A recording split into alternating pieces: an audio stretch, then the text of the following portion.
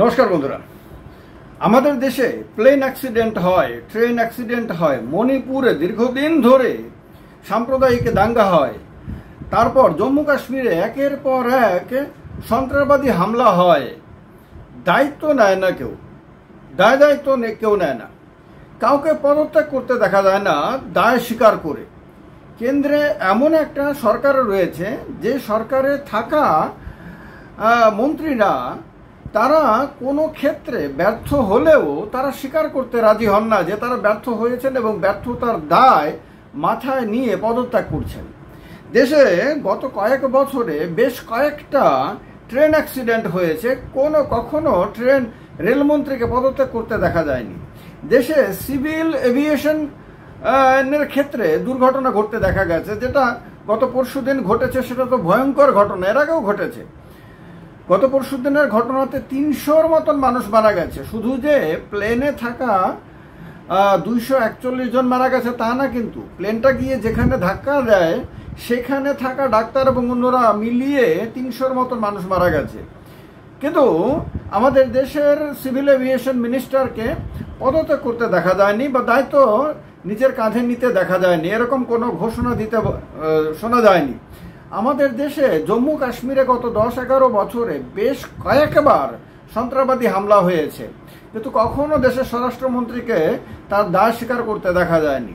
আপনাদের জানা আছে যে মণিপুরে দীর্ঘদিন ধরে সাম্প্রদায়িক দাঙ্গা হাঙ্গামাতে কত মানুষ মারা গেছে, কত সম্পত্তি নষ্ট হয়েছে, কিন্তু না মণিপুরের মুখ্যমন্ত্রীকে তার দায়িত্ব স্বীকার করে পদত্যাগ করতে দেখা গেছে, না দেশের স্বরাষ্ট্রমন্ত্রীকে তার দায় নিতে দেখা গেছে। আজকে শিবসেনা ইউবিটির নেতা সঞ্জয় রাউত প্রেস কনফারেন্স করে এই অভিযোগগুলো তুলেছেন এবং তিনি বলেছেন যে অদ্ভুত ব্যাপার, দেশের মধ্যে দায়িত্ব নেওয়ার কেউ নাই, দায়িত্বহীন একটা সরকার চলছে। তো এই যে অভিযোগগুলো যথেষ্ট গুরুত্বপূর্ণ, কারণ কেন পদত্যাগ করার কথা বলা হয়। আগে যখন বিজেপি অপোজিশনে থাকতো তখন বিজেপির তরফ থেকেও পদত্যাগের দাবি উঠত। কখনো কোনো এই ধরনের ঘটনা ঘটলে পরে সংশ্লিষ্ট মন্ত্রীর আপনার পদত্যাগ করার দাবি তুলতো তারা। কখনো কখনো তো সরকারকে হটানোর দাবি পর্যন্ত তারা জনগণের সামনে তুলে ধরতো, যে এই সরকারের দ্বারা মানুষের সেবা করা হচ্ছে না, মানুষের জানমালের রক্ষা করা সম্ভব হচ্ছে না, সুতরাং পরিবর্তন দরকার। এই কথাগুলো তাদের নেতারা বলতেন। কিন্তু তারাই যখন ক্ষমতায় এলেন তখন তারা নিজেরা এই ব্যাপারে কোনো কথাই বলেন না। এত ঘটনা আমাদের দেশে 11 বছরে ঘটেছে, কিন্তু কখনোই দেখা যায়নি সেই প্রধানমন্ত্রী যিনি যখন মুখ্যমন্ত্রী ছিলেন, যিনি যখন বিজেপির নেতা ছিলেন, তখন যিনি কেন্দ্রীয় সরকারের দিকে সব সময়েই তার আঙুল এইভাবে রাখতেন, সেই তিনি প্রধানমন্ত্রী হওয়ার পরে তার মন্ত্রিসভার মন্ত্রীদেরকে তো কখনো তিনি পদত্যাগ করতে বলেননি যে তুমি ভাই ব্যর্থ হয়েছো, ব্যর্থতার দায় নাও। এখন বলার মানে আপনাদের মনের মধ্যে জিজ্ঞাসা আসবে যে কেন পদত্যাগ করলেই কি সমস্যার সমাধান হয়ে যায়? সমস্যার সমাধান হয়তো ইমিডিয়েটলি হয় না, কিন্তু পদত্যাগ করাটা খুবই জরুরি এই কারণে যে কখনো কোনো মন্ত্রী, ধরুন রেলমন্ত্রী হোক, ধরুন সিভিল এভিয়েশন মিনিস্টার হোক, ধরুন হোম মিনিস্টার হোক, বা যেই দপ্তরের যে মন্ত্রকারী মন্ত্রী হোক না কেন, তারা এইটা মাথায় রাখবেন যে আমি যদি আমার মন্ত্রকের দায়িত্বটা ঠিকমতো পালন না করি তাহলে আমার মন্ত্রিসভায় টিকে থাকা অসম্ভব হয়ে যাবে, আমার পদত্যাগের দাবি উঠবে এবং আমার প্রধানমন্ত্রী আমাকে পদত্যাগ করতে বলতে পারেন। আমি যদি পদত্যাগ না করি আমাকে বরখাস্ত করা হতে পারে।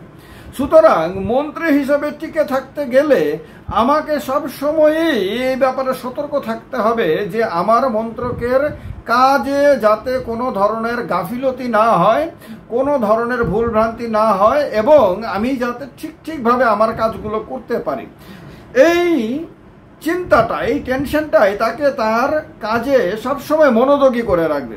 কিন্তু তিনি যদি মনে করেন যে আমার মন্ত্রকের ব্যর্থতা হলেও দায় আমাকে নিতে হবে না, আমাকে কেউ পদত্যাগ করতে বলবে না, আমার যে মন্ত্রী হিসেবে আমার যে কার্যকালটা সেটা ঠিক ততক্ষণ থাকবে যতক্ষণ আমি নরেন্দ্র মোদীকে যশস্বী প্রধানমন্ত্রী বলবো, যতক্ষণ আমি সবার সামনে দাঁড়িয়ে বলবো মোদি হ্যায় তো মুমকিন হ্যায়, যতক্ষণ আমি বলবো এই কথাগুলো যে মোদি প্রধানমন্ত্রী হয়েছেন এটা ঈশ্বরের বিরাট আশীর্বাদ, আবার কখনো বলবো যে মোদি প্রধানমন্ত্রী হয়েছেন তার মানে ভারত স্বাধীন হয়েছে নতুনভাবে, যতক্ষণ এই কথা বলতে পারবো যে মোদি ভগবানেরই অবতার, এই কথাগুলো মানে মোদির যতক্ষণ আমি আহ্লাদে গদগদ হয়ে মোদির বন্দনা করতে পারবো, মন্দির প্রশংসা করতে পারবো, প্রশংসায় ভরিয়ে দেব, ততক্ষণ পর্যন্ত আমি মন্ত্রী থাকতে পারবো। আমাকে পদত্যাগ করার কোনো প্রয়োজন হবে না। এবার আমার মন্ত্রক ব্যর্থ হোক, সফল হোক, যাই কিছু হোক না কেন, আমার জনগণের লাভ হোক, লোকসাঙ্গন্য হোক, কিছু আসা যায় না। আমার শুধু একটাই কাজ, যে মোদি বন্দনা করতে হবে, এবং তাই হচ্ছে। এই মন্ত্রীরা সবাই মোদি বন্দনায় মত্ত আছেন। মোদিকে যশস্বী প্রধানমন্ত্রী বলেই তারা বক্তব্য শুরু করার চেষ্টা করেন। বারবার মোদির জন্যই যে দেশ উদ্ধার হচ্ছে, এই কথাগুলো কতভাবে তারা বোঝানোর চেষ্টা করেন। বিনিময়ে দেখা যায় যে এত বড় দুর্ঘটনা হয়েছে, কিন্তু আমাদের সিভিল এভিয়েশন মিনিস্টারকে পদত্যাগ করতে বলেননি প্রধানমন্ত্রী। আমাদের মণিপুরে এত দিন ধরে আপনার হিংসা হয়ে আসছে, কিন্তু প্রধানমন্ত্রী কখনো স্বরাষ্ট্রমন্ত্রীকে বলেননি বা মণিপুরের মুখ্যমন্ত্রীকে বলেননি পদত্যাগ করতে। মণিপুরের মুখ্যমন্ত্রী পদত্যাগ কেন করেছেন? কারণ তিনি যদি পদত্যাগ না করতেন তাহলে তার বিরুদ্ধে বিধানসভাতে অনাস্থা প্রস্তাব আনা হতো, এরকম সম্ভাবনা প্রকাশিত হয়ে যায়। এবং যদি অনাস্থা প্রস্তাব আনা হতো তাহলে বিজেপির বিধায়করাও সেই অনাস্থা প্রস্তাবে সমর্থন করে বসত।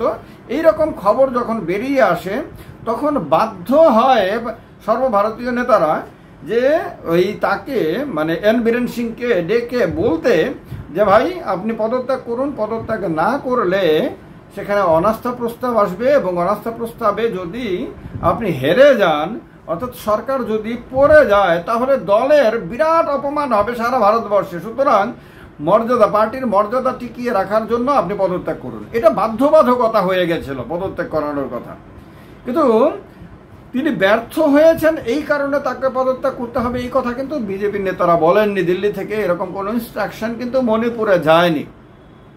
কিন্তু মণিপুরের ঘটনা সবাই জানেন কি হয়েছে, কি রকম ভয়ঙ্কর ঘটনা মণিপুরে ঘটেছে। জম্মু কাশ্মীরে গত 11 বছরে এই পেহেলগামের ঘটনাই একমাত্র ঘটনা না, উরির ঘটনা, তারপর আরো অনেকগুলো ঘটনাই আপনাদের মনে আছে যে বিভিন্ন সময়ে ঘটেছে, কিন্তু দায়ে কেউ স্বীকার করেননি, কেউ পদত্যাগ করেননি।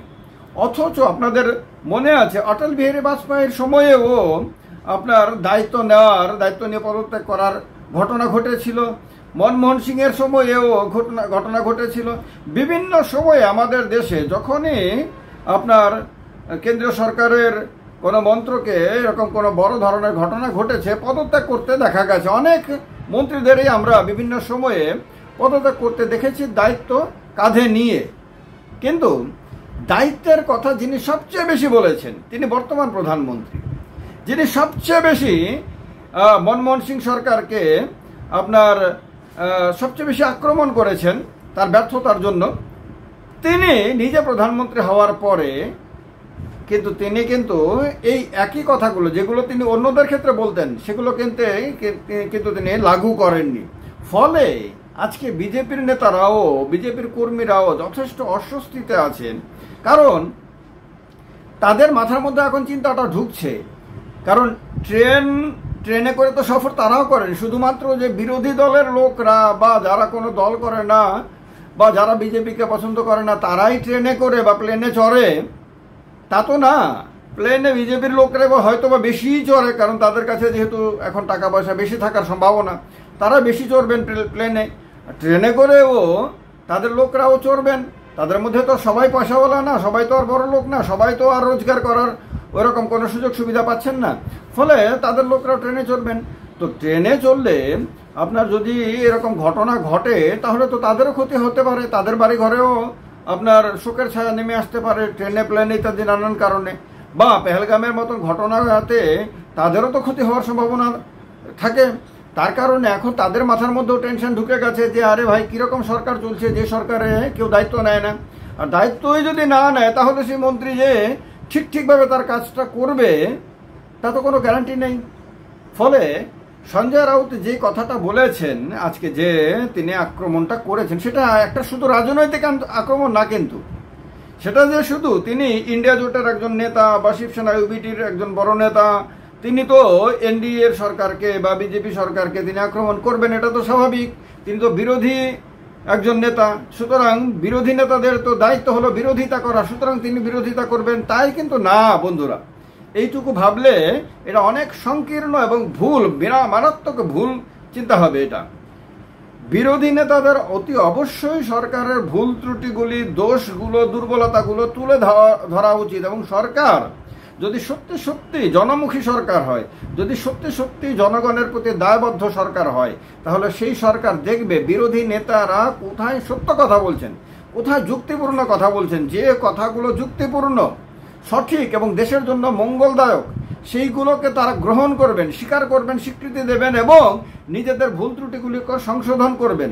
এর জন্যই মিডিয়ার দরকার। মিডিয়া যত বেশি সরকারের সমালোচনা করে তত বেশি সরকারের উপকার হয়। কিন্তু মিডিয়া যখন সরকারকে তেল মাখানোর কাজটা করে, তেলবাজির কাজটা করে, তখন কিন্তু সবচেয়ে বেশি ক্ষতিগ্রস্ত সরকার হয় এবং জনগণ হয়।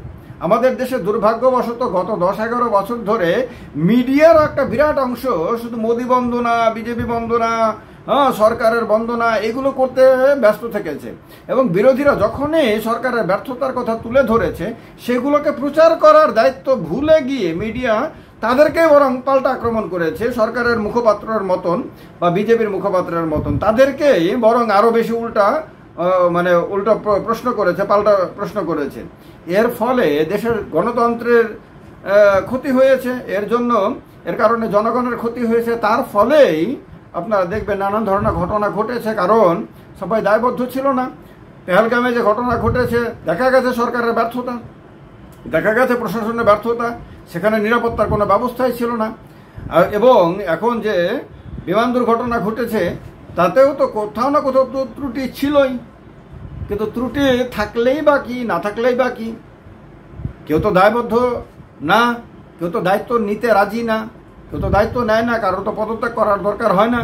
সুতরাং এভাবেই চলছে, এভাবেই চলবে হয়তো। এই বিষয়গুলো ভাবতে হবে। আপনি যদি বিজেপির সমর্থক হন, কংগ্রেসের সমর্থক, যে কোনো পার্টির সমর্থক হন না কেন, আপনাকে ভাবতে হবে। কারণ ট্রেনে আপনাকেও চড়তে হবে, প্লেনে আপনাকেও চড়তে হবে।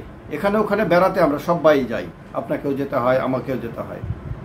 নিরাপত্তার ব্যবস্থা সব জায়গাতে যদি ঠিক না থাকে, কে জানে কার কখন ভাগ্যে কি লেখা আছে।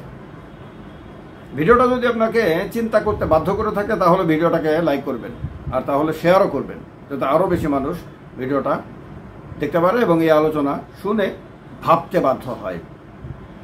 ভালো থাকবেন সবাই। জয় হিন্দ, বন্দে মাতরম।